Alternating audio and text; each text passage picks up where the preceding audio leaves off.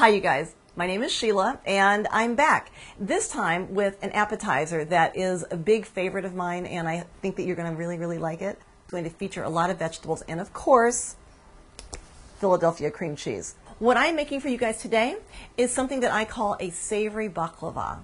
And baklava, you know, is the traditional Greek dessert featuring honey and cinnamon and nuts and a really nice syrup poured over it after it's done cooking. I'm going to take all the sweet away and add savory. So obviously the Philadelphia cream cheese, but onions and garlic and parsley and spinach, sun-dried tomatoes, and artichoke hearts. So let's get started and make the magic happen. I've already cut up most of the things because this is actually a very easy dish after the prep work. It took me a while to do all the chopping and the dicing and the slicing. And what I have in here now is 2 pounds of chopped baby spinach. I like to use the baby spinach because I like the thinness of the leaf. You can still use the big spinach, but I like this. And plus it breaks down a little bit easier. To that I'm going to add a cup of diced green onion or spring onion. I'd say half a cup of parsley. And of course, going to add a little bit of dill because this is not going to be a traditional spanakopita, and obviously it's not a traditional baklava, but I do want some of those same familiar tastes, okay? And then to this, I'm going to add about a tablespoon of salt. What the salt's going to do is it's going to suck the moisture out of it because, as you know, spinach has a really high water content. And what I want to do with all of the ingredients that I'm adding today is I want to make sure that all of it is as drained and as dry as possible. I've got 3 6-ounce jars of artichoke hearts. I've got a jar of sun-dried tomatoes. And then a can of diced tomatoes that I've squeezed all of the moisture out. So it's really condensed, but it's going to brighten up those sun-dried tomatoes a lot. And then I've got my cup of roasted pine nuts. And I'm trying my best not to eat these right now. Obviously, between ingredients that we're processing in our food processor, we are going to definitely wash the food processor out, which I've done and will obviously continue to do. Again, that was about a cup of the just the whole pine nuts. Now I'm going to take the lighter of the two, which is, of course, the artichoke hearts, and just get them in the processor.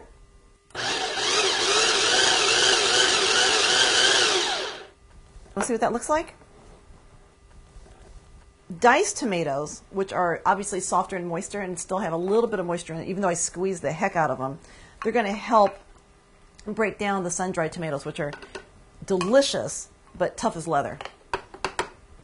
So we can let this thing go and go and go until the job gets done.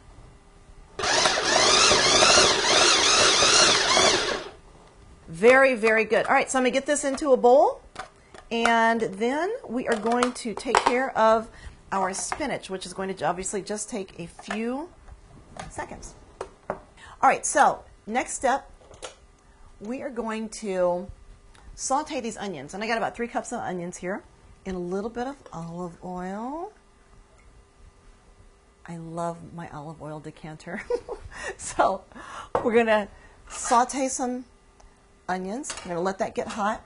And while I'm doing that, multitasking obviously, while I'm doing that, I'm also going to get the excess moisture out of the spinach. So I'm going to squeeze that spinach once, saute it in the softened onions, and then I'm going to squeeze the mixture again. Because again, I'm trying to make sure that everything stays as dry as possible. So when we cut the baklava for my appetizer, those layers are going to be really nice and apparent. Okay, it's not going to be a gushy mess.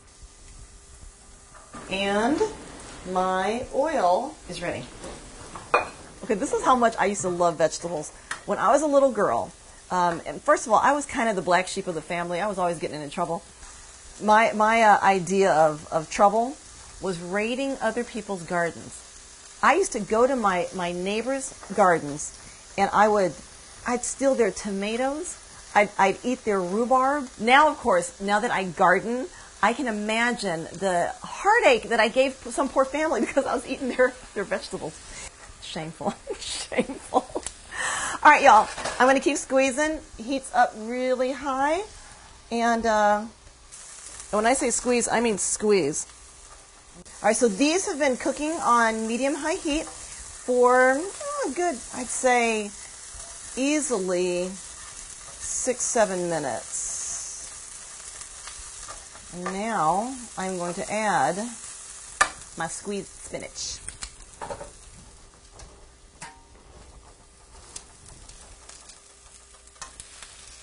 Okay, so I'm going to put a lid on it, and we'll be right to it.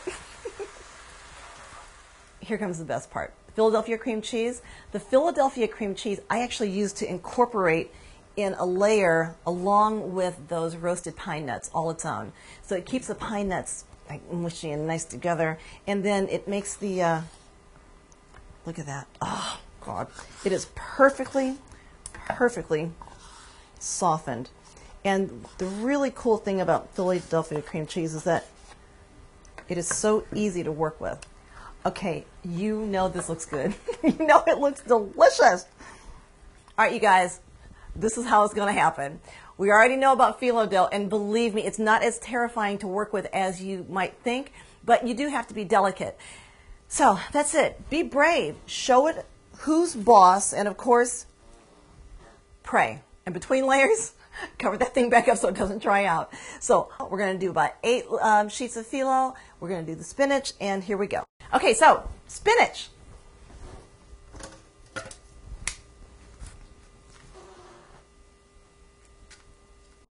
And phyllo.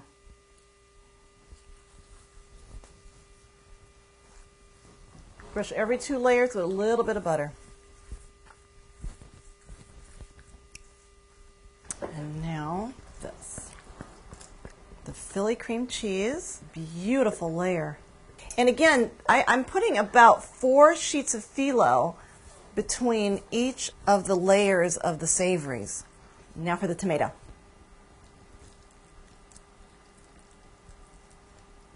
You want to leave some texture in there.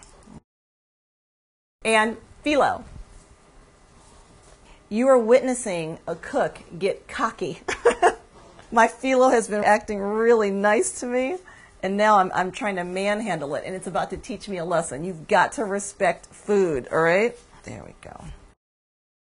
And last, of course, are my artichoke hearts. And we're just going to put those right in. Oh, that is really, really pretty. And then our last layers of phyllo, and make sure everybody's nice and happy. Feels good. My layers know that I love them. And I'm going to cut all this off with kitchen shears.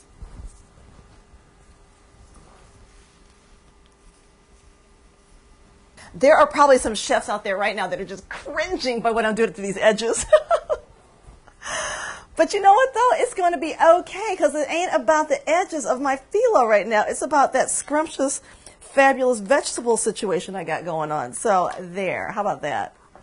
One of the secrets to that beautiful, beautiful piece of pie, spanakopita, or if you're doing like little bite sizes, is that you got to cut it before it goes into the oven, which is against any other kind of convection or convention, I guess I should say. Well, you know what I'll say? This. Cut this bad boy before you bake it, all right? And we will see you in a half hour. No, come on. That is beautiful.